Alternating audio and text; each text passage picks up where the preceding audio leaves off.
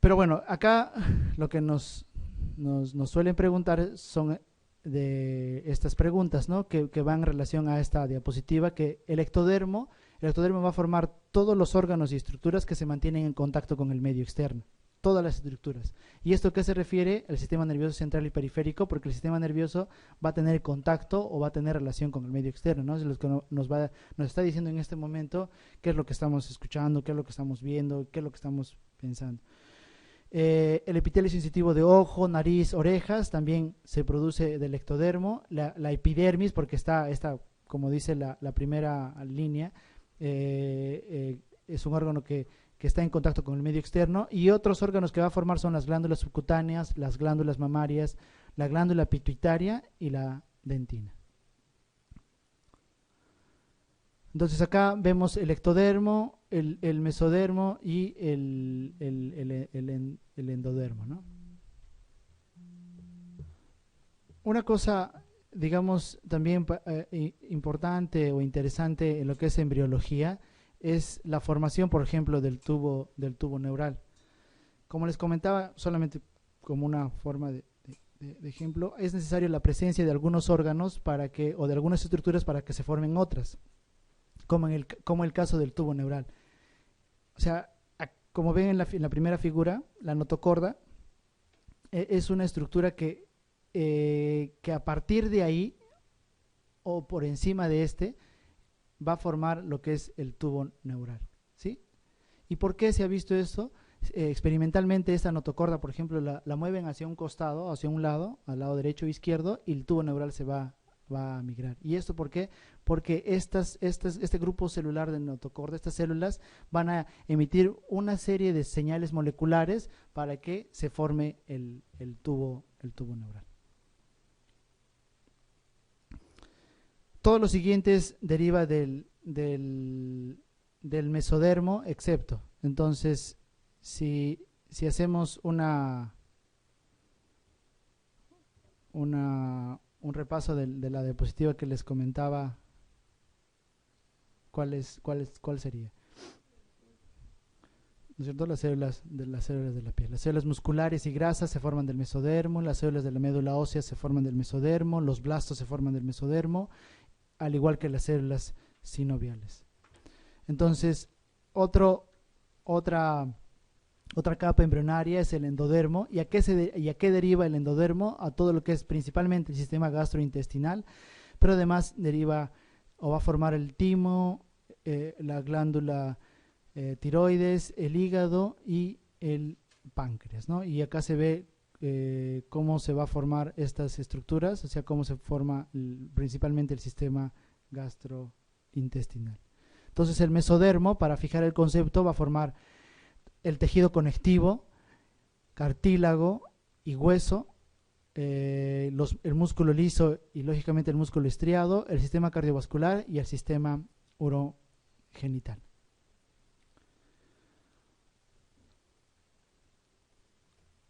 Durante el desarrollo fetal, ¿en qué semana se origina la anencefalia? Entonces, como les comentaba, hay algunas preguntas que nosotros tenemos que memorizar, pero hay otras como esta que quizás haciendo correlación a lo que les he estado mencionando, podemos deducir a alguna respuesta, ¿no? Entonces, primera semana para formar anencefalia es muy pronto, ¿no? Porque recién se está implantando, ¿no? Segunda semana ni siquiera está la capa ectodérmica, o sea, es poco probable que en esa semana se origine la anencefalia.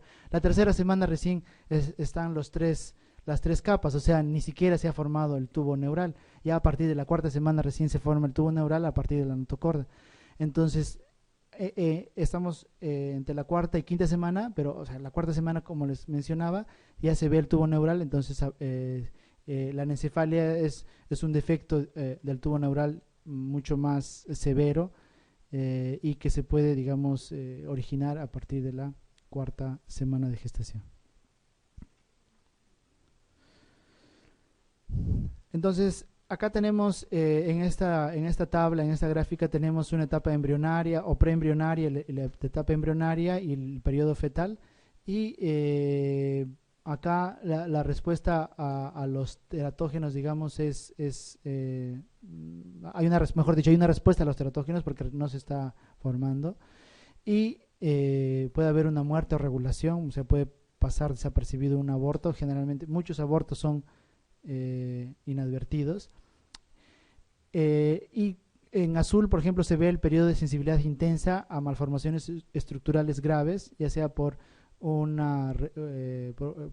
por la presencia de estos teratógenos, y en verde oscuro está un periodo de sensibilidad menor a la aparición de malformaciones estructurales menores y alteraciones funcionales.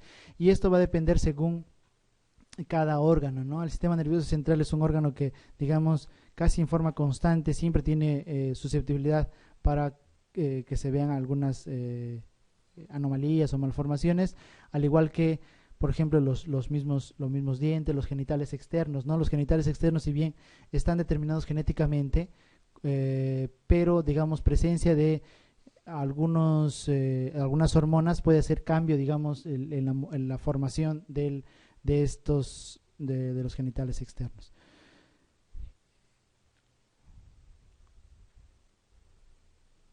Durante la gestación normal es posible la distinción de las terminaciones cefálica y caudal del embrión. Igual, esto nosotros podemos deducir, como les comentaba. Las primeras 3 semanas son muy poco probables, ¿no? Porque, como les decía, todavía no se está viendo exactamente cuál es cefálico y cuál es caudal. O sea, eso es para que nosotros veamos. Sin embargo, ya está programada el embrión, o ya está programado el embrión para decir cuál es derecha, izquierda, arriba, abajo, ¿no? Pero estructuralmente no se puede determinar en estas primeras semanas de gestación. Entonces, la respuesta sería: a la 4ª semana de gestación se puede ver la región cefálica y caudal del embrión. ¿En qué momento de la gestación el embrión empieza a desarrollar los vestigios de los futuros órganos y aparatos, siendo esta etapa muy sensible a cualquier noxa capaz de alterar este desarrollo? Entonces, igual, o sea, la misma formación de los órganos comienza, desde la formación del ectodermo, mesodermo y del endodermo. Entonces, ya a partir de esa semana, o después, posteriormente a la 3ª semana, o sea, a partir de la 4ª semana, es un periodo, como les mencionaba en la diapositiva, muy sensible a cualquier noxa capaz de alterar el desarrollo embrionario normal.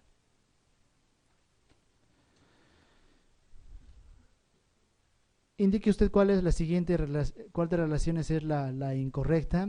Acá hay mucho de memoria. Sin embargo, acá hay una respuesta que es incorrecta, ¿no? Y esto, acordarnos que el ojo principalmente es del o proviene del ectodermo. A los que realizan las preguntas, les gusta también hacer este tipo o sea, preguntar sobre el sistema renal, también sobre la parte ocular, así que eso también es importante, ¿no? El sistema renal está formado de arriba hacia abajo. Arriba está el pronefros, luego el mesonefros y el metanefros, ¿no? Como se ve acá en la figura: pronefros, mesonefros y metanefros. ¿Y cuál es la región embrionaria que va a formar el riñón? Es el metanefros, ¿no? La última, o la región más inferior. Entonces, esta pregunta, la 16, embriológicamente, ¿de cuál de las siguientes estructuras deriva el riñón? Es del metanefros.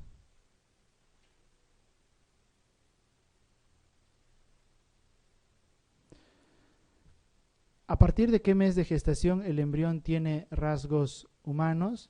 En el primer mes estaríamos las 4 primeras semanas de gestación, entonces todavía no se ha terminado de formar, todavía no se ve, probablemente se diferencie lo que es caudal, lo que es cefálico, pero todavía no se diferencian los rasgos humanos. Entonces, en el segundo mes eh, hasta las 8 semanas perdón, hasta las 8 semanas de gestación todavía no se diferencian los rasgos humanos. O sea, hasta las 8 semanas los embriones se parecen de los seres de los animales, se parecen mucho, ¿no? Es más, casi la mayoría de los estudios embriológicos derivan, digamos, del estudio de embriones en otros animales, en otras especies. Entonces ya al tercer mes recién se puede diferenciar los rasgos humanos. Esto sí es una pregunta para memorizar. ¿A partir de qué semana gestacional la circunferencia abdominal del feto excede a la cefálica? A las 32 semanas. Bueno, eso no hay forma, digamos, de preguntar. La verdad, hay algunas preguntas que como genetista y conocedor algo de embriología, yo la verdad no las haría, ¿no? Pero bueno, ahí están las preguntas y lamentablemente hay que memorizarlas. Piel y sistema nervioso central, ¿de qué derivan? Ectoderma.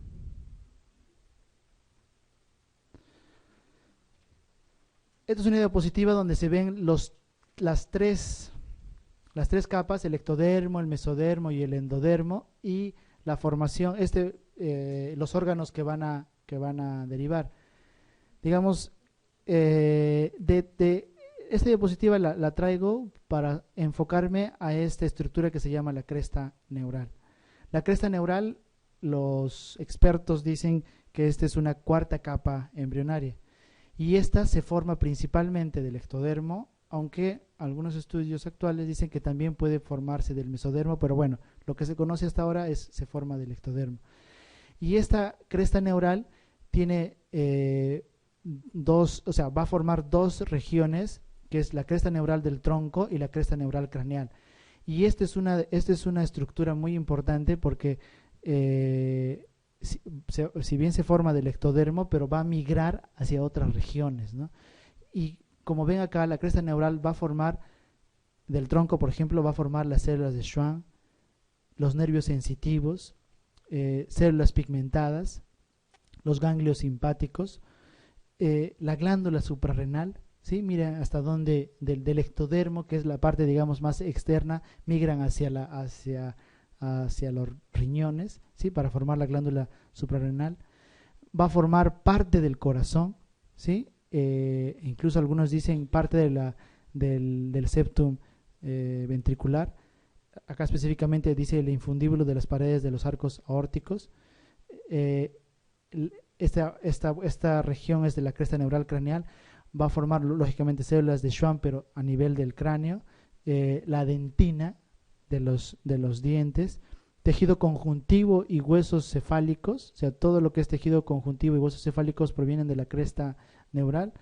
Y el estroma, por ejemplo, o parte del estroma, o sea, la parte interna de las bolsas faríngeas, ayuda, digamos, para formar parte de lo que es oído medio, trompa de Eustaquio, amígdalas, paratiroides, inferiores, y superiores.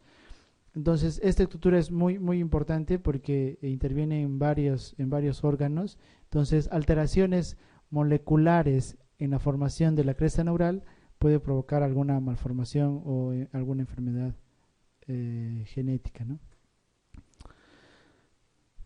Aparte de la cresta neural, que sí hacen preguntas, también hacen preguntas de lo que es el ojo, ¿no? Entonces, acá se ve, por ejemplo, la figura B, a los 24 días se ve la vesícula óptica. Acá hay un corte transversal donde se ve la vesícula óptica. Este es la formación del mismo del ectodermo.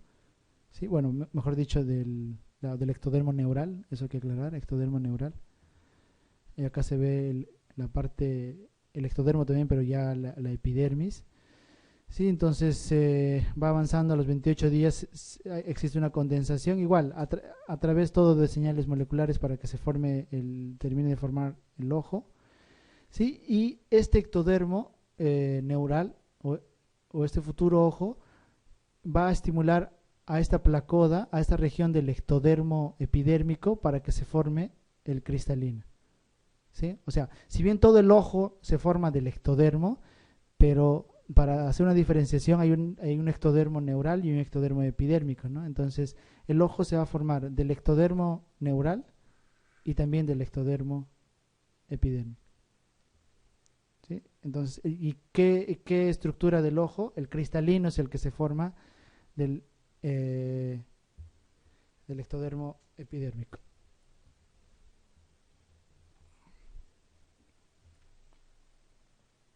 Entonces, ¿cuál de las siguientes estructuras no se desarrolla a partir del ectodermo neural?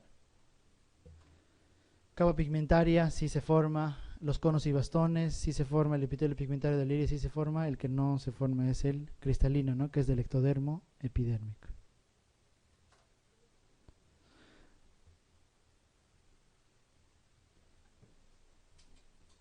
El conducto biliar deriva del, esto también es sencilla la pregunta y la respuesta, como hemos estado viendo, del endodermo. Uno de los siguientes no es derivado de la cresta neural. Comenzamos de abajo hacia arriba. Las células secretoras de calcitonina sí están producidas o derivados de la cresta neural. La médula adrenal, como les decía, también. Los melanocitos de la piel también se forman de la cresta neural, las neuronas de los ganglios raquídeos también. Y las neuronas de Purkinje del cerebelo no, estas provienen del mismo ectodermo, del ectodermo, ¿no? Del ectodermo neural.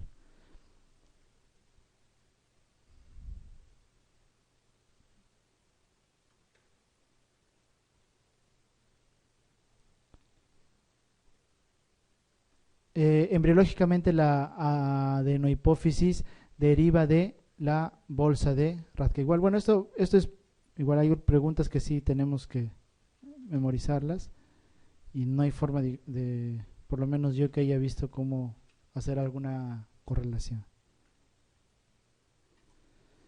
Igual que esta pregunta, ¿no? En los varones, ¿cuáles son las células que producen inhibina? Las células que producen inhibina son las células de Sertoli.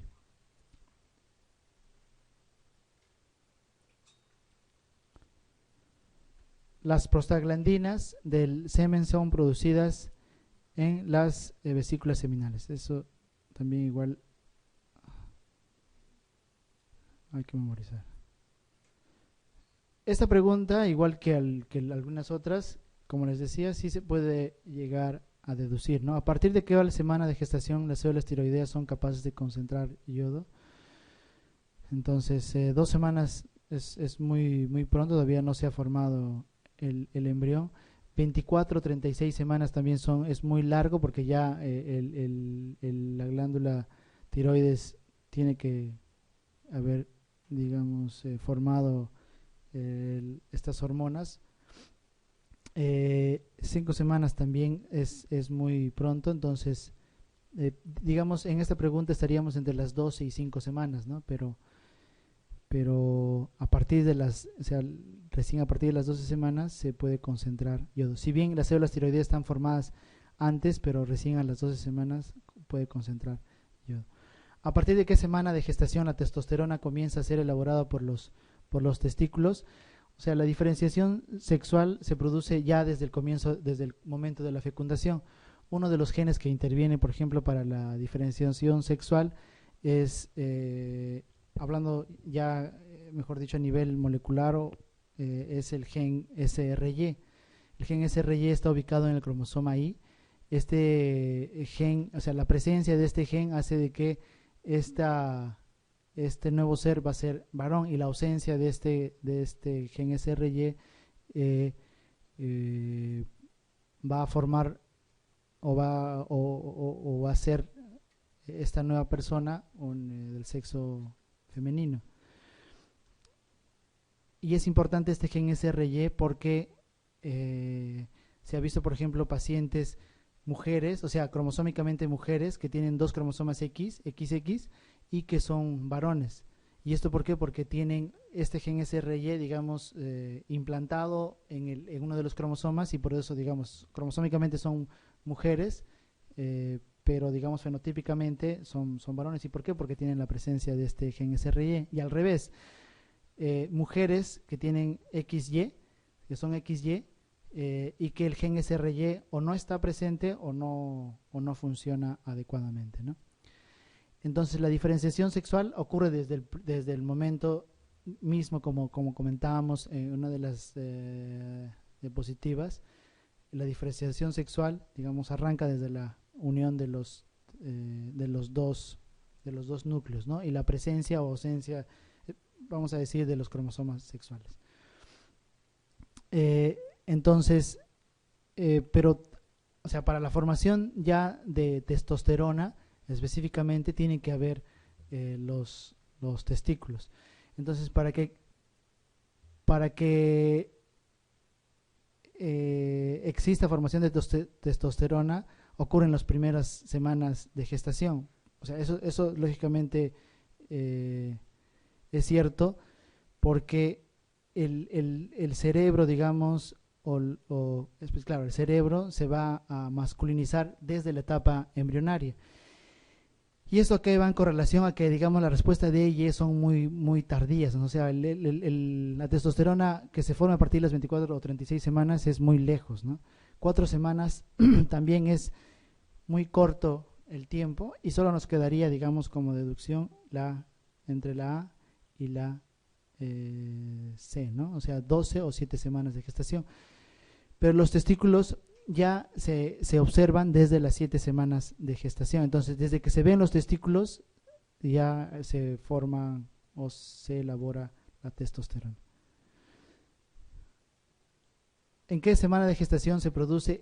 Es el descenso testicular, también es para memorizar. No es descanso testicular, es descenso testicular a partir de las 28 semanas de gestación.